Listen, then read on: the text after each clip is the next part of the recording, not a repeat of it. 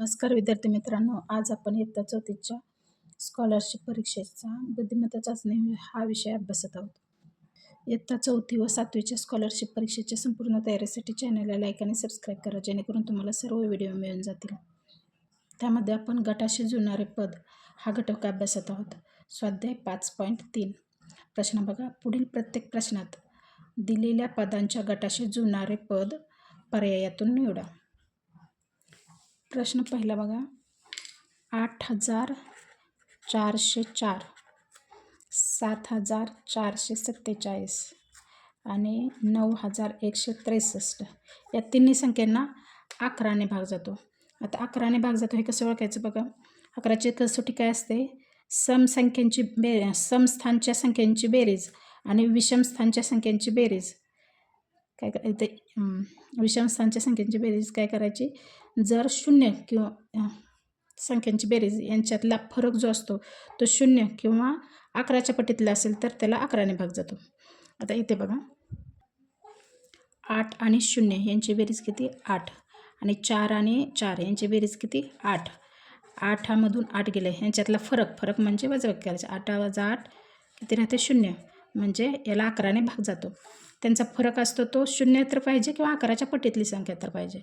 आता इथं बघा, 7 आणि 4, इथं 7 आणि 4, 7 आणि 4 किती? 11. इथं 7 आणि 4 आणि 7 किती? 11. 11 वजा 11 किती? 0. म्हणजे फरक 0 आहे म्हणजे 11ने भाग जातो. आता इथं बघा, 9 आणि 6, 9 आणि 6 15. 1 आणि 3 यांची बेरीज करायची. 1 आणि 3 4. 15तून 4 गेले किती राहिले? 11 राहिले. म्हणजे 11च्या पटीतले 11 की 11 म्हणजे 11ने भाग जातो. आता तसं पर्यायातले कुठल्या संख्येला 11ने भाग जातो असे बघा, चेक करायचं. आता पहिला पर्याय चेक करू. 5, 8, 2, 4. 5 आणि 2 किती? 5 आणि 4ची बेरीज 7. आणि 8 आणि 4 किती? 12. 12तून 7 गेले किती राहिले? 5 राहिले. 5ला फरक 0 पण नाही आणि 11च्या पटीतली पण नाही, त्यामुळे याला भाग जातो का? 11ने भाग जात नाही या संख्येला. आता दुसरा पर्याय चेक करू. 6, 0, 8 आणि 3. आता 6 आणि 8 यांची बेरीज किती आली? 14 आली. आणि 0 आणि 3 यांची बेरीज किती आली? 3 आली. 14तून 3 गेले किती राहिले? 11 राहिले. म्हणजे 11च्या पटीतली आली म्हणजे पर्याय क्रमांक 2ला 11ने भाग जातो. म्हणजे गटाशी जुळणारे पद कुठले? 6,083. पुढील पर्याय तुम्ही चेक करा. आता बघा, 8.1/5. याच्यामध्ये पूर्णांक किती? 8 आहे आणि अपूर्णांक कुठला आहे याच्यातला? 1/5. आता इथं बघा, 4.3/15. याला आणखी भाग घेतल्यावर 3 1 3, 3 5 15 म्हणजे 4.1/5 आले. आता पुढचा बघा, 4.3/15 म्हणजेच 4.1/5. आता पुढचा पर्याय बघा, पुढची संख्या 3.2/10. बे 1 बे, बे 5 10 म्हणजे याला आणखी भाग जातो. म्हणजेच किती? 3.1/5. याच्यामधला प्रत्येक संख्यामध्ये अपूर्णांक किती बघा? 1/5 आहे. इथं पण 1/5 आहे, 1/5 आहे. म्हणजे पर्यायातल्या कुठल्या अपूर्णांकाचा 1/5 अपूर्णांक येतो ते पाहू. आता पर्याय क्रमांक पहिला चेक करू. 5.4/20. 4 1 4, 4 5 20 म्हणजे 5.1/5. म्हणजे या अपूर्णांकाचा किंवा पदाचा 1/5 भाग आहे. म्हणजेच पर्याय क्रमांक पहिलाच बरोबर आहे. इथं किती? 1/2. आणखी भाग जात नाही. याचा 1/2च राहतो. बे 1 बे, बे 2 4 म्हणजे याचा 1/2 येतो. इथं 1/8 आणखी भाग जात नाही याच्या पुढे म्हणजे 1/8च राहतो. म्हणजे पर्याय क्रमांक पहिलाच बरोबर आहे. प्रश्न क्रमांक 3 बघा. 1,415, 6,732 आणि 1,716 यांच्यामध्ये बघा, 2 सम आहेत, एक विषम आहे, परंतु इथं पण 2 सम विषम दोन्ही दिले, त्यामुळे ते तर लागू पडत नाही. प्रत्येक कसोटी लागू पडते का चेक करायचं.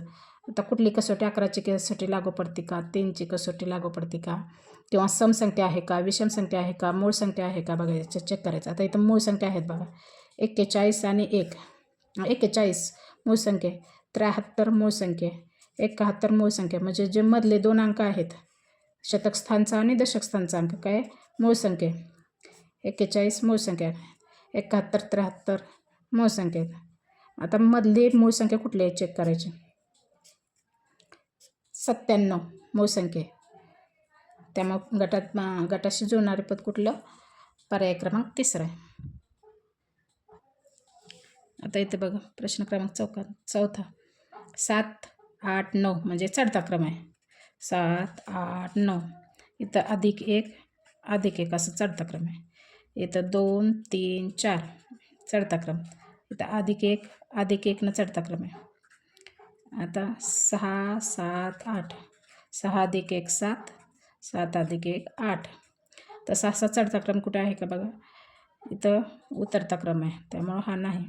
5 6 7 आणि 1नच अधिक होत गेलेत, वाढत गेलेत 1नच, त्यामुळे पर्याय क्रमांक 2 बरोबर आहे. बघा आता 5 6 7 5 + 1 6 6 + 1 7 आणि चढता क्रम आहे, त्यामुळं पर्याय क्रमांक 2 बरोबर आहे. इथं बघा प्रश्न 5 67 61 आणि 69. 67 दशक स्थानी 6 आहे, 61 दशक स्थानी 6 आहे आणि विषम संख्या पण आहे, आणि एकक स्थानी काय आहे, एक दशक स्थानी 6 आहे. इथं पण दशक स्थानी काय आहे, 6 आहे आणि विषम संख्या आहे. आता विषम संख्या हे पाहिजे आणि दशक स्थानी 6 पाहिजे. इथं 65ला दशक स्थानी काय आहे, 6 आहे, विषम संख्या आहे, म्हणजे पर्याय क्रमांक 4 बरोबर आहे. 37 48 59 बघा, 3 + 4 7 4 + 4 8 5 + 4 9, म्हणजे डावीकडील अंक आणि उजवीकडील अंक यांच्यामध्ये कितीचा फरक आहे, 4चा फरक आहे. आता बघा इथं 3 + 3 6, त्यामुळं हा नाही येत. 1 + 5 6, त्यामुळं हा पण नाही येत. 2 + 4 6, त्यामुळं पर्याय क्रमांक 3 बरोबर येतो. 2 + 4 = 6, म्हणजेच गटाशी जुळणारे पद कुठले, पर्याय क्रमांक 3. 63 35 143 9 7 63 बघा, 63 कुणाचा गुणाकार आहे, कुठल्या 2 संख्येचा, 9 7 63, दोन्ही क्रमवार विषम संख्येत 7 आणि 9. आता 35 7 5 35, 7 आणि 5. आता 43 हा गुणाकार आहे तो 13 आणि 11चा. 13 आणि 11 काय आहे, तो क्रमवार 2 विषम संख्या आहेत, 13 आणि 11. बघा 11 त्रिक 33, 11 एके 11, 11 आणि 4 14, म्हणजे 143 आला. आता इथं क्रमवार 2 विषम संख्येचा गुणाकार कुठली संख्या येते बघू, पहिला पर्याय चेक करू. 15 5 त्रिक 15, म्हणजे या 2 क्रमवार 2 विषम संख्या आहेत आणि क्रमवारी आहेत, म्हणजे पहिलाच पर्याय बरोबर आहे. आता प्रश्न क्रमांक 8 बघा. बघा, अंशाची छेदाची बेरीज करून बघितले तर काय होते, चेक करू आता. 19 + 17 36 आली. 36, आता 17 आणि 8ची बेरीज करून बघू, 25 आले. आता 4 आणि 5ची बेरीज करू, 9 आली. हे 36 25 9 ह्यांचं निरीक्षण केल्यास काय आढळतं, हे सर्व वर्गसंख्या आहेत. 6 6 36, 6चा वर्ग आहे, 5 5 25, 5चा वर्ग आहे, 3चा वर्ग 3 त्रिक 9. आता काय सर्व पर्याय चेक करून बघायचे, कुठल्याची बेरीज वर्गसंख्या येते बघू आपण.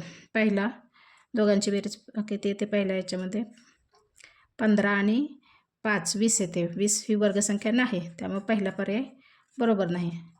10 आणि 6 16. 16 वर्गसंख्या आहे का? आहे. कितीचा वर्ग आहे? 4चा वर्ग आहे. 4 × 16 4 × 4 4 × 6 म्हणजे 16 वर्गसंख्या आहे, म्हणजे पर्याय क्रमांक दुसराच बरोबर आहे. प्रश्न क्रमांक 9 बघा. 63 7 आणि 26 या सर्व संख्येचं निरीक्षण केल्यास काय आढळतं? ह्या सर्व संख्या घनसंख्याच्या अलीकडची संख्या आहे. म्हणजे बघा 64 घनसंख्या आहे. 64 कशाचा घन आहे? 4चा घन आहे. त्याच्या अलीकडचे म्हणजे -1 बरोबर किती येतं? 63 येतं. आता बघा 8 घनसंख्या आहे. म्हणजे 8 बघा 2चा घन 8 आणि -1 8 - 1 म्हणजेच किती आलं? 7 आलं. आता 26 बघा. 26 कशाचा? 27 घनसंख्या आहे. बघा 27 घनसंख्या. 3चा घन 27 -1 27 - 1 म्हणजे किती आलं? 26 आलं. आता इथं 3 घनसंख्या आहे का? याच्यानंतर 2 + 1 3 3 घनसंख्या आहे का? नाही. इथं 16 घनसंख्या आहे का? 15 + 1 16 16 घनसंख्या आहे का? नाही. 35 + 1 36 36 वर्गसंख्या आहे, घनसंख्या नाही. आता याच्यात 0 + 1 1 येते. 1 घनसंख्या आहे. 1चा घनच 1 म्हणजे 1 अधिक मग याच्यातून -1 केलं तर किती राहतं? 0 राहतं. म्हणजे पर्याय क्रमांक चौथा बरोबर आहे. आता प्रश्न क्रमांक 10 बघा. 4 आणि 4 8 आणि 2 10. आता इथं याची बेरीज 10 आली. इथं 8 आणि 2 10 आणि 2 12. 8 आणि 2 10 आणि 2 12 करून योग्य उत्तर येत नाही. मग आता गुणाकार करूयात. 4 × 4 × 2 4 × 16 16 2 32. आता बघू यांची बेरीज गुणाकार किती येतो? 2 × 8 × 2 8 2 16 16 2 32.